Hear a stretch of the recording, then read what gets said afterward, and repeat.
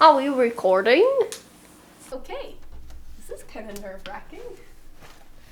Alright, so,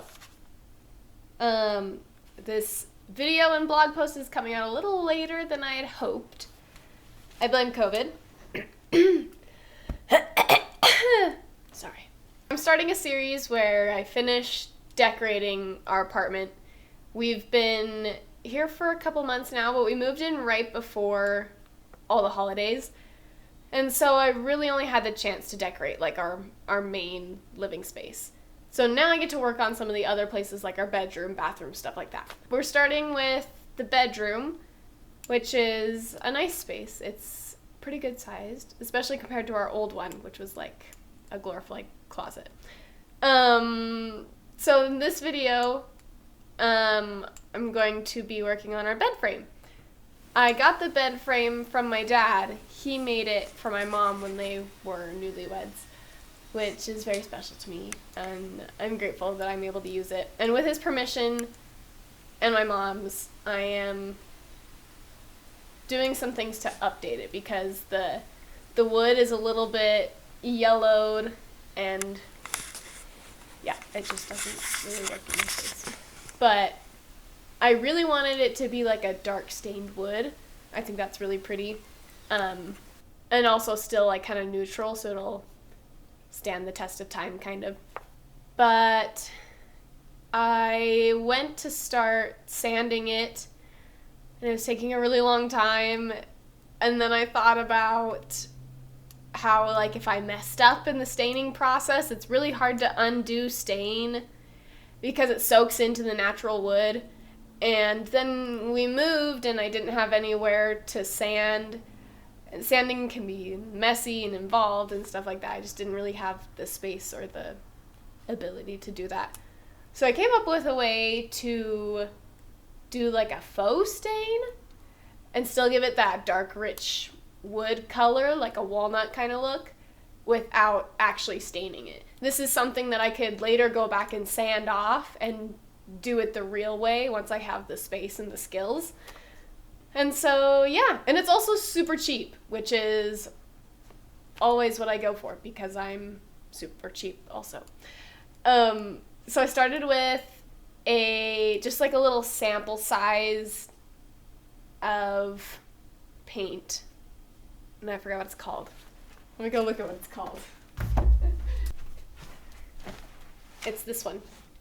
It's bare, and it's from their Marquee line, I guess.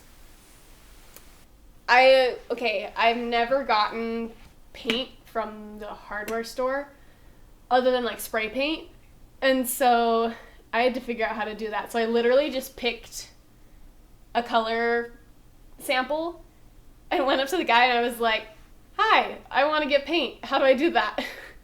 And he's like, "Well, what color do you want?" I was like, dark brown, like this, and just handed it to him. It's like, okay, what finish do you want? Satin. Cool. It's great, super awkward, but I learned stuff. This was like, I think it's like $4 something before tax. Anyways, I think most sample sizes are around $5 or so. Oh, I didn't even tell you the color. Espresso beans. I got a color darker than what I thought I was gonna need because what you do with it is you water it down, and I knew that would lighten the color a little bit.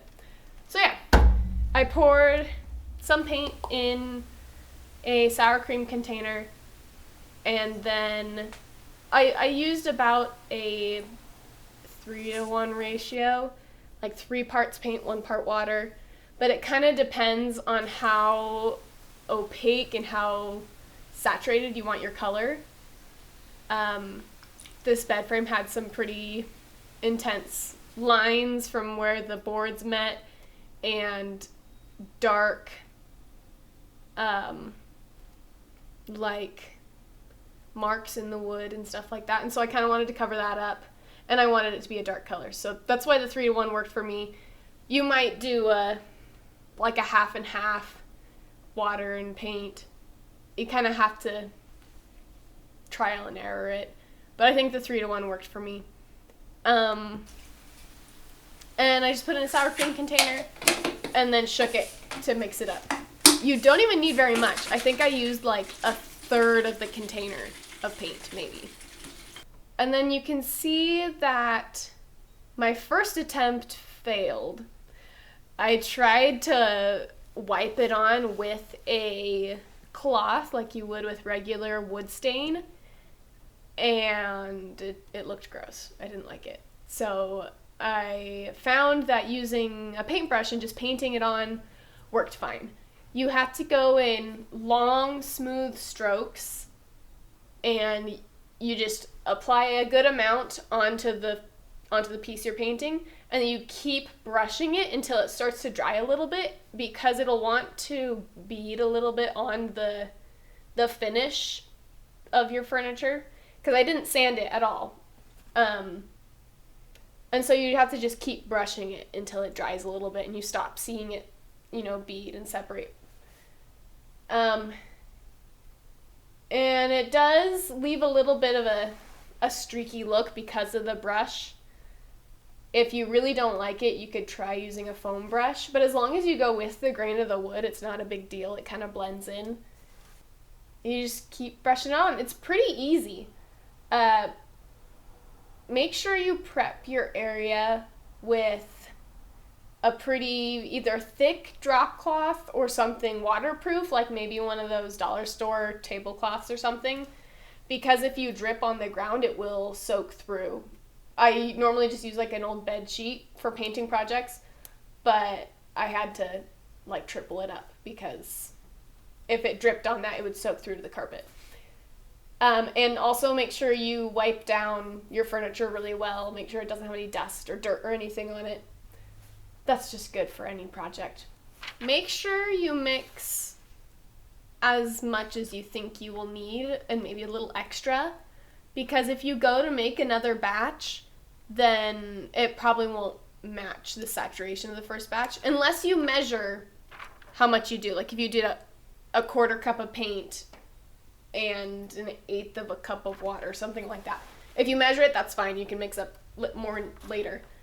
But what I did is I ran out and then I went and I mixed more, and the ratio wasn't quite the same because I just eyeballed it. And so the color was darker, as you see in the video. And I had to go back over areas that were already dry, and that made it kind of patchy. You can't really, there's a hair in my face. You can't really paint over the dry spots because it just doesn't work. So make sure you mix up everything you need beforehand. It's a super easy project. It dries really fast. You apply it pretty much the same as you would with paint. And so it doesn't need any kind of special care or anything. I don't know if I said this earlier, but I got a Satin Finish, and that looked beautiful. It gave it like kind of a matte look that's really popular right now, but not so matte that it doesn't look like wood anymore. I don't know. I think the satin was a good finish to go with. You could do this in any other color. This would be good for like whitewashing furniture if you wanted like maybe like a beachy or a farmhouse kind of look. You could also do this with like a color, like if you wanted to blue wash something. I don't really know why you would do that, but that might look cool. Or any other kind of wood stain. The camera kind of highlights the streaks in the video, but in real life it doesn't look quite so streaky. It looks a lot more natural, and this was a good color, which is funny considering the fact that I just grabbed the nearest brown color and gave it to the guy. It was pretty neutral. It went with our yellow beige walls. I think it would go with any wall color. So yeah, I'm excited for the rest of the project, or the rest of the bedroom. See how that turns out. Yeah, we still have to get some plywood or 2x4s or something to put the mattress on, because let me tell you, the mattress with the box spring on this bed is like massive. I feel like I'm in Princess and the Pea. You won't see this, but in the finished shot, that's actually the box spring on the bed, not the mattress, because I wanted it to look good for the reveal. But when the bedroom is finished, it will be done properly so that we can sleep on our bed. I mean, we sleep on it now. I just put the mattress on top. But you know what I mean. Anyways, I'll link stuff in the blog post. So if you want, like, the exact color I got, it'll be there. That's it. Yeah. Thanks for watching, and come back on Friday to see the next part of the video.